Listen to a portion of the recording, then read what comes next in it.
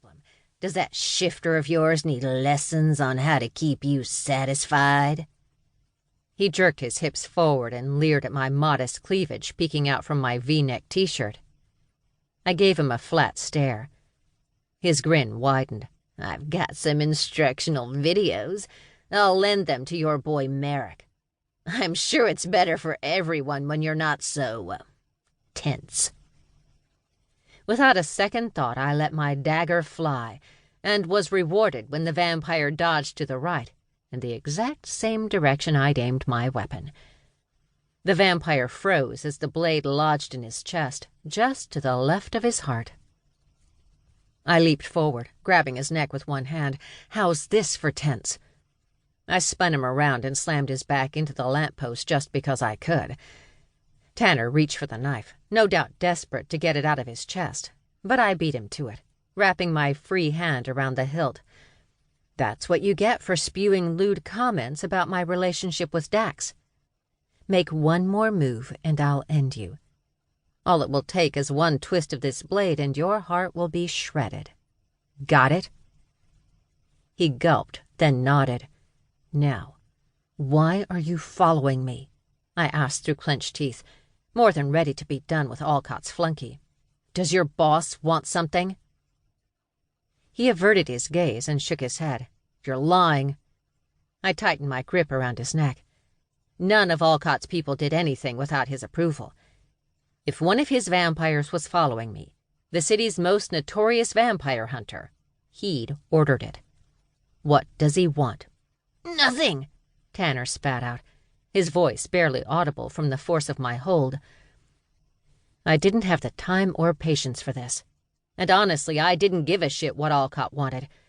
He was a selfish bastard who was only on your side when it suited his purposes. There were only two things I cared about in that moment: who was supplying the street drugs that were taking down the werewolf community, and how to find my missing brother. I was already well aware Allcot either couldn't or wouldn't answer either question, so whatever he wanted was of no concern to me, and I was done playing with Tantor. But instead of using the dagger to end him as I'd threatened, I let go of the hilt and raised my wrist, exposing my magical sun agate I'd set into a leather wristband. Then I said, "Siste." The brilliant white light that mimicked sunlight flared from the stone, instantly knocking the vampire out.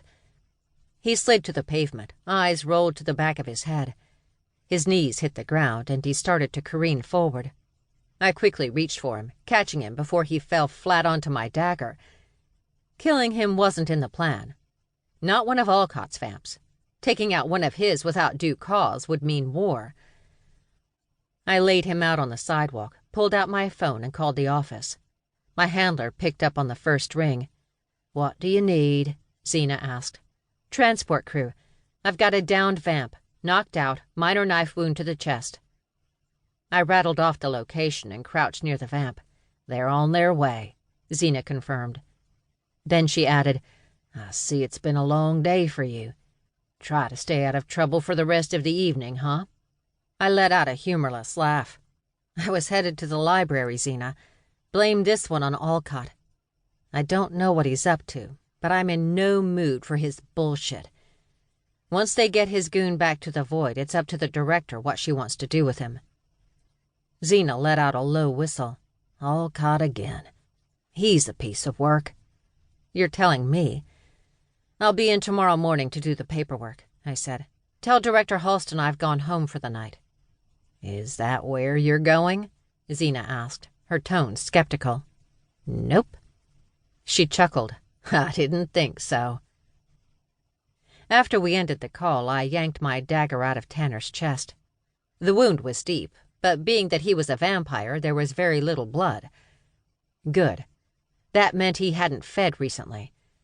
Normally, the wound would heal fairly quickly, but because my blade was tinged with ancient magic from my bloodline, this one would linger. A small, satisfied smile claimed my lips. One would think the vampires of New Orleans would learn. It was rare for a vamp to mess with me without earning a souvenir. Of course, this one had been sent by Allcot, the bastard. Just last month, I'd helped him save his consort, Pandora, from certain...